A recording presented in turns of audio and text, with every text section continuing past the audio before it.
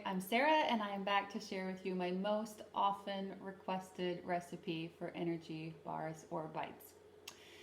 And with good reason. It tastes like a dessert, it looks like a dessert, and it's chock full of nutritious, healthy ingredients that are good to your body, good for your body, everything that food should be. So, what are we looking at today?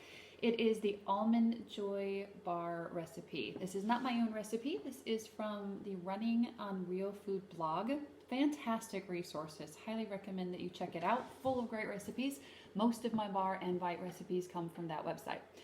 Almond Joy Bar recipe. What makes this so special besides the fact that it looks and tastes like a dessert?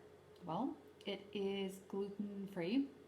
So if you are gluten-free, or if you have a friend, coworker, class participant who is gluten-free, this is a fantastic option for them.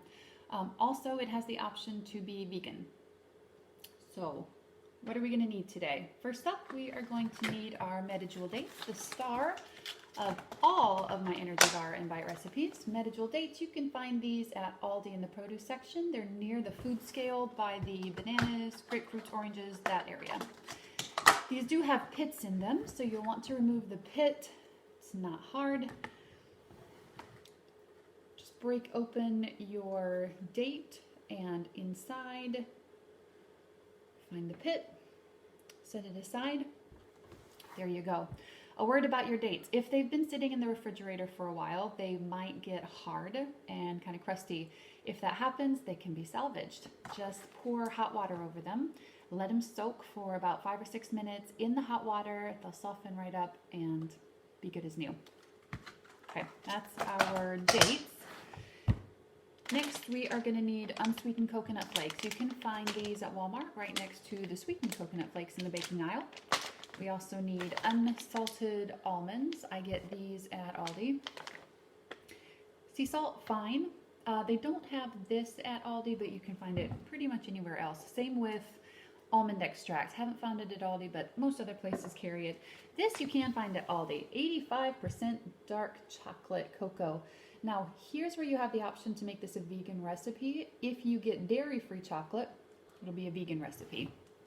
I use this, though, from Aldi. It does have some dairy in it. 85% dark cocoa powder. All right, that's our ingredients. Here's what you're going to do. Start with 2 cups of your unsweetened coconut flakes. Put it into your food processor and mix it for about 3 to 5 minutes. Just the coconut powder, just the coconut flakes. What we're doing is creating a paste. Start with that. Next up, 1 cup of almonds and 1 cup of your pitted, remember to take out the pits, your pitted dates, gently packed. So kind of push the dates into the measuring cup a bit. Gently packed, 1 cup goes in here. Mix that together for another minute or so. Then add 1/2 teaspoon of your almond extract. And then the maple syrup. Forgot to mention this earlier. I recommend using real maple syrup as opposed to the artificial maple syrup looking sugar water. I like real maple syrup. Anyway, 1 to 2 tablespoons of this. Kind of play it by ear. 2 tablespoons I've found makes the dough pretty sticky and it doesn't like to play nice. So also, here's a trick. As you're adding your 1 to 2 tablespoons maple syrup, add it gradually. Don't dump it all in at once. Most food processors will have an attachment at the top where you can take off the very top piece and while it's still processing and add stuff while it's still mixing. So if you have that option, kind of gradually add that tablespoon of maple syrup, maybe another 1/2 tablespoon, up to 2 tablespoons. Play it by ear. You just don't want it to get it so sticky that the blades can't whirl. All right, a word about your food processor, by the way. This is a Black & Decker 12-cup processor. It's $35 on Amazon. I recommend using an actual food processor. I tried to use a blender once and burn the motor out. So I recommend going ahead, investing in a food processor. As you can see from these videos I'm making, there are lots of recipes that you can make using a food processor. It's not a huge financial investment and it's well worth it. I think I use this like 3 to 5 times a week. It's my most used kitchen appliance aside from my coffee maker. All right, final step. We're going to add our dark chocolate. Now, if you're using this bar from Aldi, when you open it up, inside you will find 5 of these little packets. In case you're not using this, I'll tell you the weight on this is 4.4 ounces. What you're gonna do is take half of it and set it to the side. So if you're using this one from Aldi, take 2.5 little pouches, set them off to the other side. The other 2.5 pouches, we're gonna chop up like chocolate chips and put them in here. Okay, again, if you're not using this brand, you need about 4.4 ounces is what I'm using, and just mix half and half. Chop half of it up, about like chocolate chips, put it in, and then give it a whirl. Don't mix it too much. You don't want it to all turn dark. You're just trying to mix in the chocolate the way you would chocolate chips to a dough at the end.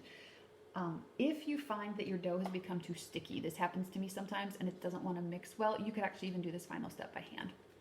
Okay, that's it. Then what you're going to do is take an 8x8 pan, line it with parchment paper. That really helps with cleanup, avoids the mess, and it makes it super easy. When your bars are done, you just lift them out onto your cutting board. Makes it really nice and easy. So you're going to take your dough, put it into your parchment lined 8x8 pan, and flatten it out, smooth it out.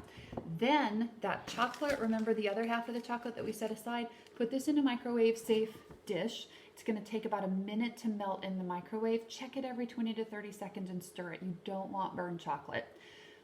Okay, melt your chocolate, then you're going to pour it over top, and then just use a spoon or something to smooth it, make it nice and pretty. And then, for a finishing touch, if you want, sprinkle on some toasted coconut. Toasted coconut, super easy to make. Remember our unsweetened coconut flakes from earlier? Sprinkle some of this on a baking sheet, set your oven to 350, and bake for 2 to 3 minutes. Watch it carefully though. It only takes 2 to 3 minutes, and it's super easy to burn this. I have ruined so many pans of toasted coconut because I walked away and didn't set a timer. So 2 to 3 minutes, toasted coconut, sprinkle some on top, makes it really pretty.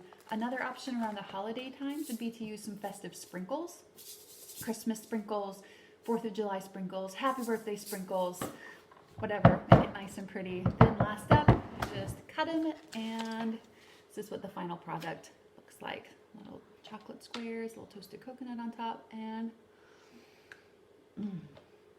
this is my favorite recipe around the holidays to take to holiday parties because it looks like a dessert, it tastes like a dessert. Your friends who think they don't like healthy food will love it. They'll ask you for the recipe. Don't tell them till afterwards that it's chock full of healthy things. Enjoy, friends.